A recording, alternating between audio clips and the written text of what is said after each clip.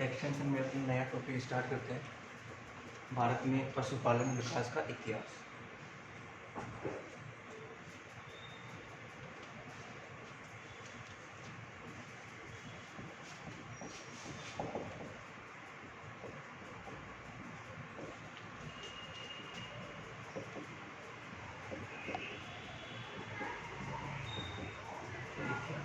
इसमें कई बार एक क्वेश्चन पूछ लिया जाता है, कई बार ओटी के अंदर भी इसको पूछ लिया जाता है।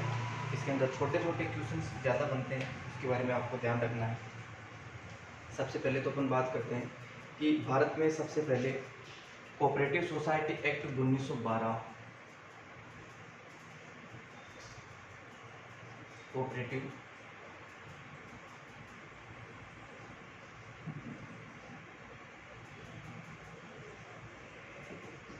कोऑपरेटिव सोसाइटी एक्ट 1912 सबसे पहले ये लागू की गई थी इंडिया के अंदर। सबसे पहले कोऑपरेटिव सोसाइटी एक्ट 1912 सबसे पहले लागू की गई थी। इसके अंतर्गत क्या क्या हुआ था, सरकारी जो समितियां थी उनके निर्माण कार्य लागू किए गए थे और अलग अलग गांवों के अंदर विकास कार्यक्रम चलाए गए थे। तो ये कोऑपरेटिव एक्ट सोसाइटी एक्ट 1912 के तहत सबसे पहले सरकारी समितियों का निर्माण किया गया और गाँव के अंदर विकास कार्यक्रम चलाए गए। तो ये हो गया सबसे पहला पॉइंट। तो कोऑपरेटिव सोसाइटी एक्ट 1912 ये आपको ध्यान रखनी है। इसके अंदर क्या किया गया, सबसे पहले सरकारी कार्यालय बनाए गए, सही है, सरकारी समितियां बनाई गई। इसके बाद में गाँव के अंदर सरकारी या अपन कह सकते हैं कि विकास के अलग अलग कार्यक्रम चलाए गए। दूसरा पॉइंट आता है इसके अंदर, टैगोर रूरल रिकंस्ट्रक्शन संस्थान लागू किया गया या इसकी स्थापना की गई। Tagore rural reconstruction Tagore rural reconstruction संस्थान टैगोर रूरल रिकंस्ट्रक्शन संस्थान, इसकी स्थापना 1922 में की गई। कब की गई थी, 1922 के अंदर, जब अंग्रेजों का राज था इंडिया के अंदर, उसी समय इस कंस्ट्रक्शन की संस्थान की स्थापना की गई थी। इसके अंदर क्या हुआ, इस संस्था ने 8 गांव गोद लिए। 8 गांव के रखरखाव की जिम्मेदारी इसने ली थी। सबसे पहले 1922 के अंदर जो है, सबसे पहले 1912 के अंदर कोऑपरेटिव सोसाइटी एक्ट बनाया गया। उसके बाद में टैगोर रूरल रिकंस्ट्रक्शन संस्थान की स्थापना की गई। कब, 1922 में। उसके अंदर क्या किया, 8 गांव इसने गोद लिए थे। गोद लेने का मतलब होता है कि उसके रखरखाव के, उसके बारे में जानकारी इकट्ठी करना, वो सारे इसका काम था। अब उन 8 गाँवों के अंदर क्या किया, इसने गाँव के अंदर डेयरी और मुर्गी फार्मों की स्थापना की गई। सबसे इसमें टैगोर रूरल रिकंस्ट्रक्शन संस्थान ने क्या किया, मुर्गी फार्मों की स्थापना की,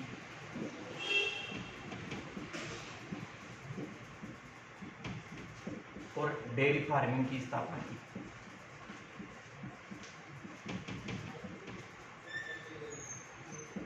डेयरी फार्मिंग की स्थापना। इसके बाद में आदर्श सेवा संस्था संघ, आदर्श सेवा संघ मध्य प्रदेश में इसकी स्थापना की गई। एमपी का एक गांव है पौड़ी, एमपी में पौड़ी गांव के अंदर इसकी स्थापना की गई। कब की गई, 1934 के अंदर। 1934 के अंदर इसकी स्थापना की गई। इसके अंदर क्या किया, 232 गांवों में पशु प्रजनन और पशु प्रबंधन की उत्थान के लिए अलग अलग कार्यक्रम शुरू किए गए। आदर्श सेवा संघ जो है, आदर्श सेवा संघ ने 1934 में सबसे पहले 232 गांवों के अंदर क्या क्या स्टार्ट किया, इसमें पशु प्रजनन यानी कि पशुओं का प्रजनन कराना और अच्छी संतति प्राप्त करना, पशु प्रजनन और पशु प्रबंधन की स्थापना की। पशु प्रबंधन की स्थापना की गई। ये सारी चीज़ें हैं, ये आपको सिर्फ याद रखने की चीज़ें हैं, इनमें समझाने का कोई ज़्यादा है नहीं। इसलिए आप इनको डायरेक्ट याद रख लो। इसके बाद में आता है फिरका डेवलपमेंट। फिरका फिरका डेवलपमेंट फिरका डेवलपमेंट जो है उसको 1946 के अंदर स्थापित किया गया था। आज़ादी से एक साल पहले इसकी स्थापना की गई थी। कहाँ पर की गई थी? मद्रास के अंदर। मद्रास के अंदर इसकी स्थापना की गई और मद्रास में इसमें क्या किया? पशु विकास के अलग अलग कार्यक्रम चलाए गए पशुओं के विकास के लिए।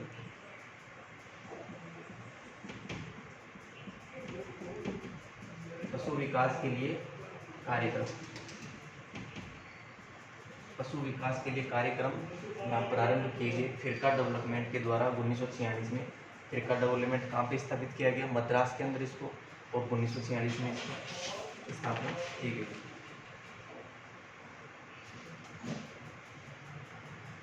इसके अलावा गांवों के समग्र विकास के लिए गांवों के समग्र विकास के लिए गांवों के समग्र विकास के लिए 1952 में एक संस्था की स्थापना की गई जिसका नाम है सामुदायिक विकास कार्यक्रम संस्था। सामुदायिक विकास कार्यक्रम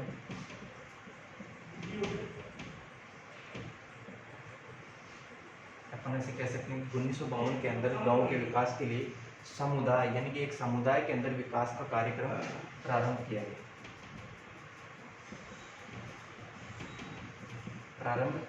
गया। सही है। इसके बाद में पंचायती राज की स्थापना हुई। पंचायती राज की स्थापना हुई कब हुई? 1959 के अंदर। 1959 में पंचायती राज की स्थापना हुई। सही है। अब पशुपालन के उत्पादन को बढ़ाने के लिए अलग अलग स्कीम चलाई गई आज़ादी के बाद। जो ये तो सब हो गया, यहाँ से देखो, यहाँ से जो डेवलपमेंट है ये सारे डेवलपमेंट आज़ादी से पहले के हैं। ये सारे संस्थान जो स्थापित किए गए हैं ये सारे के सारे आज़ादी से पहले किए गए। चलिए अब अपन बात करते हैं कि आज़ादी के बाद जब भारत की आज़ाद हुआ था 1947 में, उसके बाद क्या क्या कार्यक्रम चलाए गए। तो उसके बाद में आपने देखा होगा 1952 में सामुदायिक विकास कार्यक्रम चलाया गया। सही है। विकास के मतलब गाँव के विकास के लिए सामुदायिक विकास कार्यक्रम। इसके अलावा पंचायती राज की स्थापना की गई 1959 के अंदर। और भी पशुपालन के लिए या पशुपालन को बढ़ावा देने के लिए अलग अलग कार्यक्रम और भी चलाए गए, उनके बारे में भी देख लेते हैं।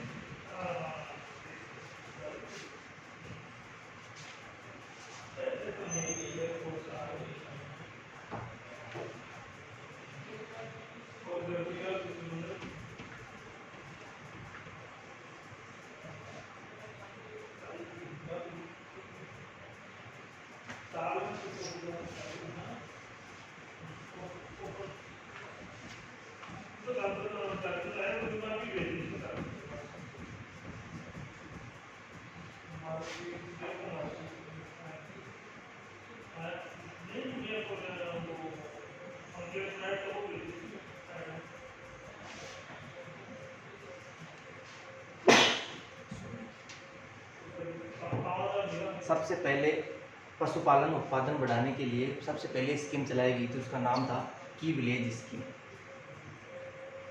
पशुपालन उत्पादन बढ़ाने के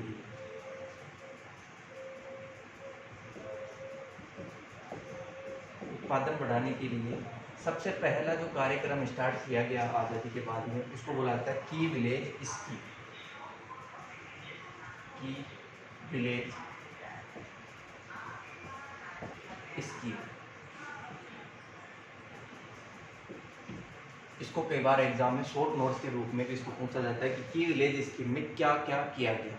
सही है। इसकी स्थापना कब हुई? तो सबसे पहले अपन बात करते हैं इसकी स्थापना की। तो इसकी स्थापना यानी कि ये जो स्कीम है कब चलाई गई? 1952 के अंदर इसको चलाया गया था। सबसे पहले 1952 में इसको सबसे पहले चलाया गया था। और सबसे पहली स्कीम है ये उत्पादन बढ़ाने के लिए। पशुओं पालन में दूध उत्पादन हो गया, इसके अलावा मुर्गी पालन हो गया। तो उत्पादन बढ़ाने के लिए सबसे पहली स्कीम कौन सी चलाई गई थी? की विलेज स्कीम, जिसको 1952 में प्रारंभ किया गया था। अब इसके अंदर क्या किया गया? इसके अंदर अलग अलग देश में, पूरे देश में अलग अलग राज्यों के अंदर 640 ब्लॉक बनाए गए, जिनको की विलेज ब्लॉक कहा जाता है। जिनको क्या कहा जाता है? की विलेज ब्लॉक। की विलेज ब्लॉक जिनको कहा जाता है, मतलब अलग अलग 640 अलग अलग जगह के ऊपर क्या किया गया? अलग अलग 640 जगह के ऊपर अपने कार्यालय बनाया गया, जिसको बोला जाता है की विलेज ब्लॉक। क्या बोला जाता है उनको? की विलेज ब्लॉक। और ये की विलेज ब्लॉक जो है वो ऐसे स्थानों पर बनाया गया जहाँ पर लगभग 2000 से ऊपर गाय या भैंस, दुधारू गाय या भैंस उपस्थित हो। ये की विलेज स्कीम, की विलेज ब्लॉक ऐसे स्थानों पर बनाया गया जहाँ पर कम से कम उस एरिया में कम से कम, यानी कि उसके 8 किलोमीटर, जहाँ पे ये ब्लॉक बनाया गया है, ये ब्लॉक बनाया गया है कि उसके ब्लॉक बनाने के 8 किलोमीटर के एरिया, 8 किलोमीटर के एरिया चारों तरफ, जैसे कि मान लो ये कार्यालय बना दिया, इसके बाद में जितना भी ये गांव है पूरा, उसके 8 किलोमीटर के एरिया में, या ये भी 8 किलोमीटर, ये भी 8 किलोमीटर, तो ये 8 किलोमीटर के एरिया में चारों तरफ कम से कम 2000 पशु ऐसे होने चाहिए जो मिल्क प्रोडक्शन करते हैं। एरिया के अंदर, एरिया में कम से कम 2000 गाय या भैंस होनी चाहिए जो दुग्ध उत्पादन करती हो,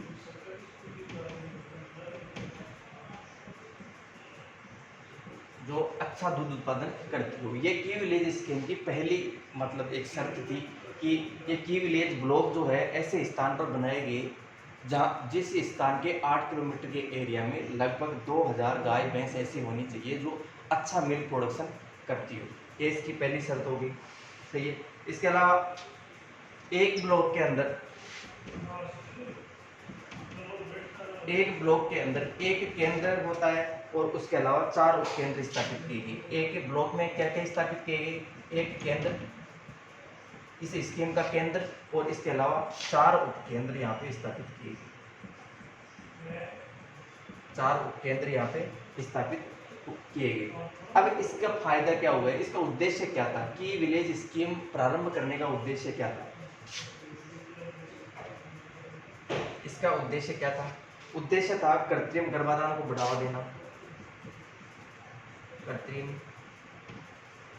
गर्भाधान को बढ़ावा देना। इसके अलावा उन्नत नस्ल के नर का उपयोग करना, संतति सुधार के लिए, सही है, नस्ल सुधार के लिए उन्नत नस्ल के नर का उपयोग। पहले के ज़मानों में जब ये बात थी 1952 की, उस समय अपने देश में इतना ज़्यादा विकास नहीं था, सही है। तो ये जो एआई वाली टेक्निक हो गई, ये उस समय ऐसे मान लो कि स्टार्ट ही हुई थी। पहले लोग देसी गायें पालते थे, जितना भी मिल्क प्रोडक्शन होता था उसको काम में ले लेते थे। आजकल फिर इसके ऊपर जब ये की विलेज स्कीम आई थी, उसके बाद में लोगों ने इसके ऊपर ध्यान देना प्रारंभ किया कि हाँ, कि देसी गायों से हटकर भी कोई चीज़, मतलब और भी गायें होती है विदेशी जो और ज़्यादा मिल्क प्रोडक्शन कर सकती है। तो इसके बाद में ही ये चीज़ें आई, लेकिन ये स्कीम जो है वो ज़्यादा सक्सेसफुल नहीं हो पाई। इसके बाद में पहले तो इसके उद्देश्य देख लेते हैं। उन्नत नस्ल के नर का उपयोग करना, नकारा पशुओं का बंधियाकरण, जो नकारा पशु होते हैं उनका बंधियाकरण कर दिया, कास्ट्रेशन कर देता। उन्नत चारा उत्पादन, यानी कि अच्छा चारा उत्पादन के लिए, अच्छा चारा उत्पादन के लिए, रोगों से बचाव के लिए अलग अलग स्कीमें चलाई गई। रोगों से बचाव के लिए, बचाव के लिए लोगों को समझाया कि इसके बचाव किस किस प्रकार हो सकते हैं, कौन सा रोग ज़्यादा घातक होता है, उन चीज़ों के बारे में यहाँ पे बताया गया। तो ये है की विलेज स्कीम के बारे में। इसको कई बार एग्जाम में पूछा जाता है, शॉर्ट नोट्स के रूप में भी इसको पूछ लिया जाता है। तो ये चीज़ें आपको उसमें लिखनी है कि 640 जो है वो की विलेज ब्लॉक बनाए गए और एक ब्लॉक ऐसे स्थान पर बनाया गया जिसके 8 किलोमीटर के एरिया में लगभग 2000 गाय भैंस ऐसी होनी चाहिए जो अच्छा मिल्क प्रोडक्शन कर रही है। ऐसे स्थानों के ऊपर ब्लॉक बनाए गए। सही है। अब एक ब्लॉक के अंदर क्या क्या था, एक ब्लॉक में एक केंद्र, सही है, चार उपकेंद्र स्थापित किए गए। इसका उद्देश्य क्या था, कृत्रिम गर्भाधान को बढ़ावा देना, उन्नत नस्ल के नर का उपयोग करके अच्छी नस्ल प्राप्त करना, नकारा पशु जो होते हैं किसी काम के नहीं है उनका कास्टेशन कर देना, उन्नत चारा उत्पादन और रोगों से बचाव के लिए अलग अलग तरीके अपनाने का सुझाव देना। ये सारे किस्में हो गई की विलेज स्कीम के अंदर।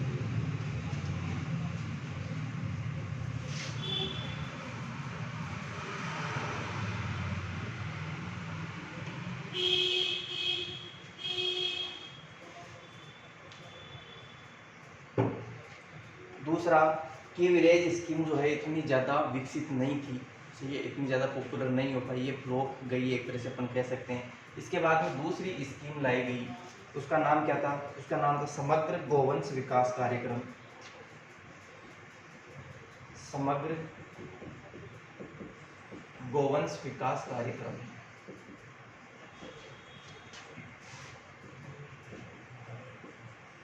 समग्र गौवंश विकास कार्यक्रम। समग्र गौवंश विकास कार्यक्रम, इसको सबसे पहले लागू किया गया था भारत के अंदर 1967 में। कब? 1967 के अंदर।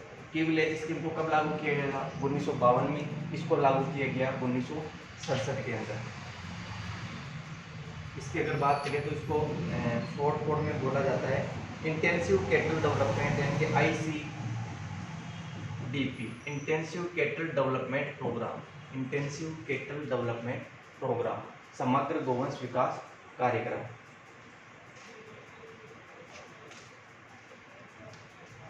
भारत की बात करें तो भारत में 14 राज्यों के अंदर इसको स्थापित किया गया।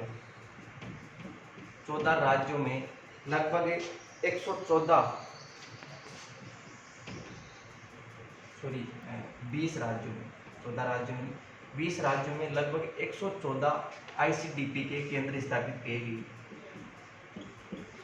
ICDP के केंद्र स्थापित किए गए 20 राज्यों के अंदर 114 बनाए गए अलग अलग इसके केंद्र। और जो की विलेज स्कीम पहले से लागू की गई थी उसको भी इसी के अंदर ICDP के अंदर सब मिला लिया गया। सही है। जब पहले 1952 में जो की विलेज स्कीम लागू की गई थी उसको भी सुचारू रूप से रखा, लेकिन उसको बाद में की विलेज स्कीम नाम हटाकर उसको इसी के अंदर समग्र गौवंश विकास कार्यक्रम के अंदर सम्मिलित कर लिया गया। कब? 1967 के अंदर। पूरे भारत में 20 राज्यों में लगभग 114 स्थानों के ऊपर अलग अलग जगह के ऊपर ICDP के केंद्र बनाए गए। और इसकी स्थापना ऐसे स्थानों पे हुई जहाँ पे अच्छा दूध उत्पादन होता हो। सही है। ICDP की स्थापना कहाँ हुई? ऐसे स्थानों पर जहाँ पे जिस स्थान में अच्छा दूध उत्पादन होता हो। सही है। और ऐसे स्थान जहाँ पे दूध उत्पादन अच्छा हो रहा है लेकिन उनके लिए उनको बेचने के लिए अच्छा मार्केट उपलब्ध नहीं है।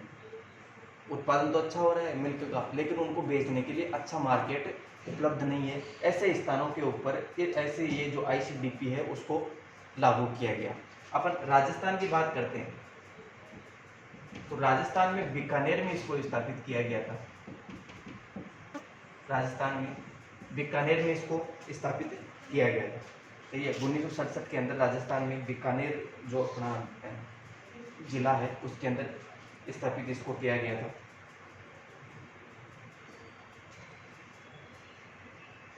इसके अंदर दूध को बेचने के लिए, जहाँ पे अच्छा मार्केट ना हो तो उस स्थान पर दूध को बेचने के लिए डेयरी फार्म स्थापित किए गए थे।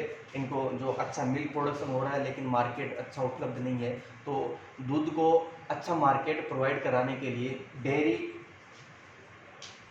स्थापित की गई, जिसको बोला सहकारी डेयरी। सहकारी डेयरियां स्थापित की गई, सहकारी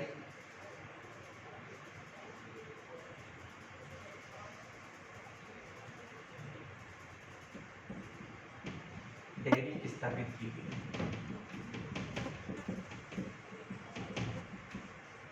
सहकारी डेयरियां स्थापित की गई और के विलेज स्कीम जो कार्यक्रम है उसको आईसीडीपी के अंदर ही सम्मिलित कर लिया गया। इसके अंदर, इसके उद्देश्य के अंदर, उद्देश्य की बात करें तो इसमें क्या किया गया, इसमें संकर प्रजनन पर अधिक ध्यान दिया गया। संकर प्रजनन पर,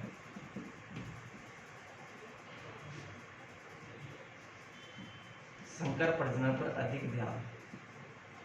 संकर प्रजनन का मतलब होता है कि एक ही नस्ल में, एक ही स्पीसीज में अलग अलग नस्लों के मध्य संकरण करवाना। जैसे कि हम बात करते हैं देसी गायों का संकरण अगर विदेशी गायों से करवाया जाए तो उसको वो एक प्रकार का संकरण हो गया, सही है। उससे उत्पन्न संतति जो होती है वो संकर कहलाती है। तो संकर प्रजनन के ऊपर, यानी कि दो अलग अलग नस्लों के मध्य संकरण करवाने पे इसके ऊपर ज़्यादा ध्यान दिया गया।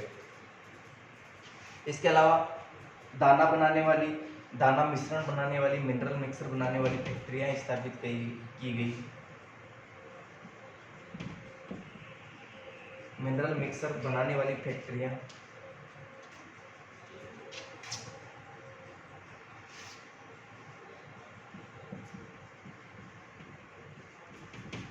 स्थापित की गई। मिनरल मिक्सर बनाने वाली फैक्ट्रियां स्थापित की गई। तो यह हो गया समग्र गोवंश विकास कार्यक्रम। समग्र गोवंश विकास कार्यक्रम के बारे में 1967 में इसको लागू किया गया। भारत में 20 अलग अलग राज्यों में इसको 114 इकाइयाँ इसकी बनाई गई, जहाँ पे मिल्क प्रोडक्शन अच्छा था लेकिन उनको बेचने के लिए अच्छा मार्केट उपलब्ध नहीं था। ऐसे स्थानों पर इसको स्थापित किया गया।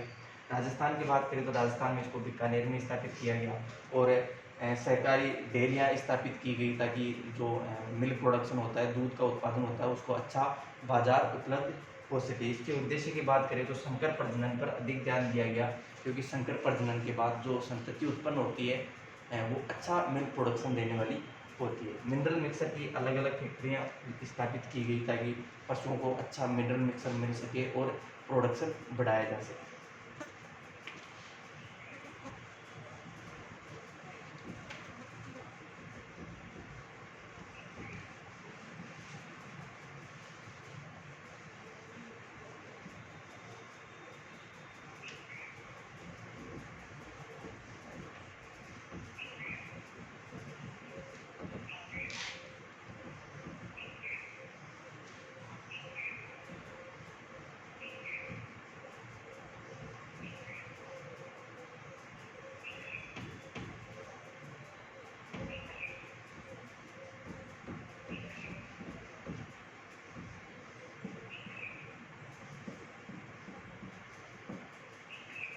नेक्स्ट आता है इसमें श्वेत क्रांति प्रोग्राम। श्वेत क्रांति प्रोग्राम तीसरा।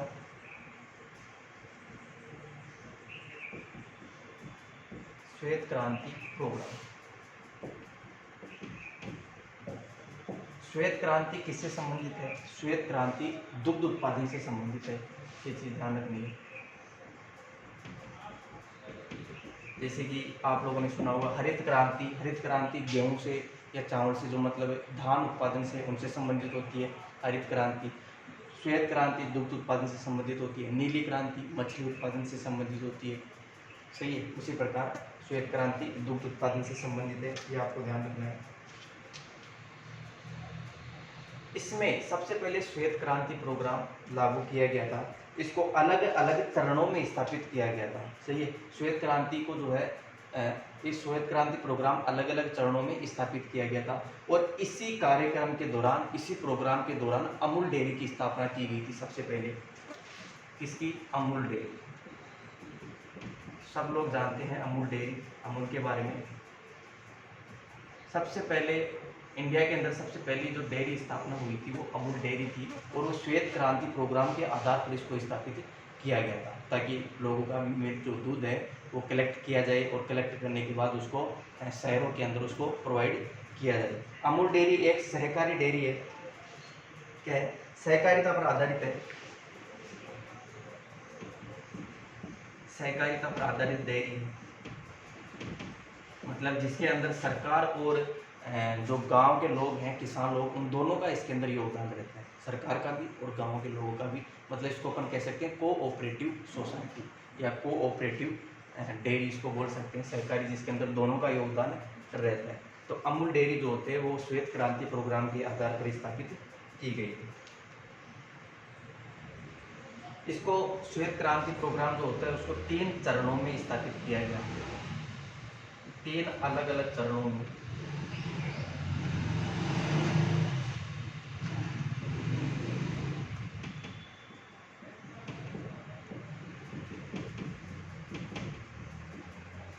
तीन अलग अलग चरणों में स्थापित किया गया। पहला चरण 1 जुलाई 1970 में, 1 जुलाई 1970 से इसको चलाया गया, से 31 मार्च, पहला चरण था 1 जुलाई 1970 से 31 मार्च 1981 तक इसको चलाया गया।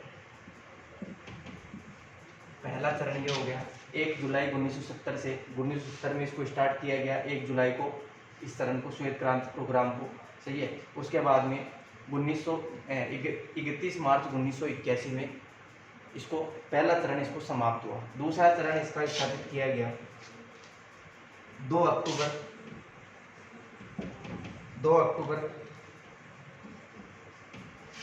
1979 से लेकर इसको चलाया गया दूसरा चरण 31 मार्च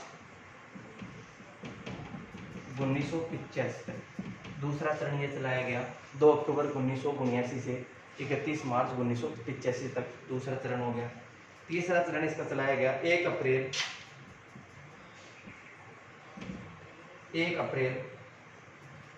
1985 में इसको स्टार्ट किया गया, तीसरा चरण, और इसको चलाया गया 31 मार्च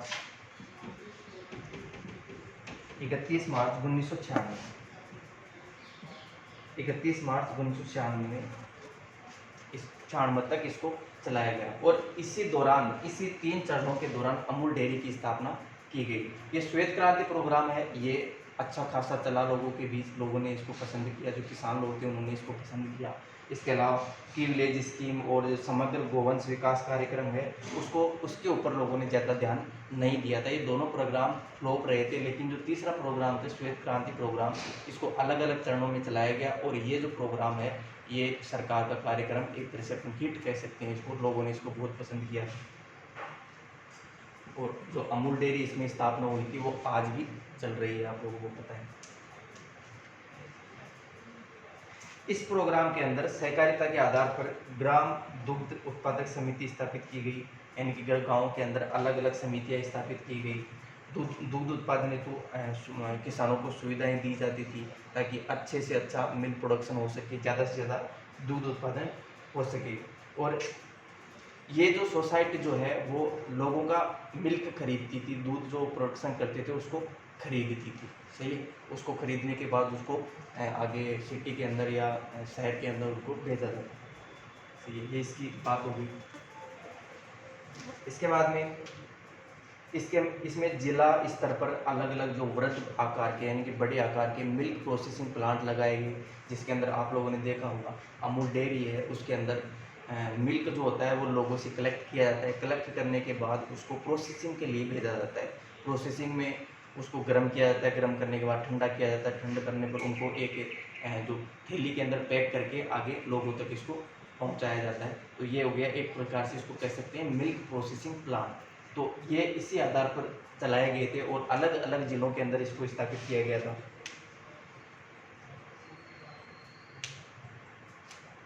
सही है, ये हो गया श्वेत क्रांति प्रोग्राम के आधार पर। चौथा इन्होंने प्रारंभ किया था गाय भैंस के अलावा अन्य पालतू जो पशु होते हैं उनकी नस्ल सुधार करना, उनके लिए चारा उपलब्ध करवाना, उनके लिए दाना उपलब्ध करवाना, उनके लिए रोगों के रोकथाम के लिए अलग अलग ट्रीटमेंट प्रोवाइड करवाना, ये सारे नेक्स्ट आते हैं चौथे नंबर पर। पाँचवें नंबर पर आता है फ्रोजन सीमन कार्यक्रम, इसको चौथे नंबर पर भी लिख लो आप। फ्रोजन सीमन कार्यक्रम, फ्रोजन सीमन कार्यक्रम। पहले इसके पहले जब फ्रोजन सीमन कार्यक्रम आया था, उसके पहले इसकी स्थापना कब हुई थी? इसकी स्थापना 25 मार्च 1998। ये कार्यक्रम जो है फ्रोजन सीमन कार्यक्रम 25 मार्च 1998 में सबसे पहले शुरू किया गया। कब? 25 मार्च 1998 में इसको शुरू किया गया था। इसके पहले फ्रोजन सीमन के पहले कार्यक्रम चलाया जाता तरल सीमन कार्यक्रम। कौन सा? तरल सीमन कार्यक्रम।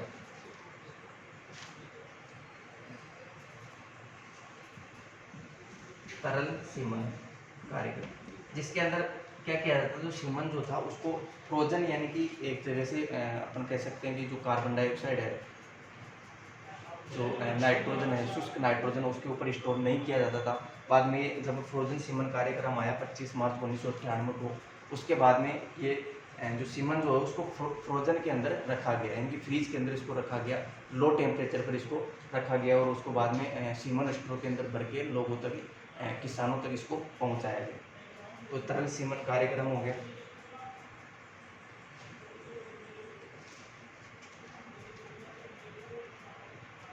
ये हो गए 4 प्रकार के इसके मतलब प्रोग्राम चलाए गए थे भारत सरकार के द्वारा अलग अलग।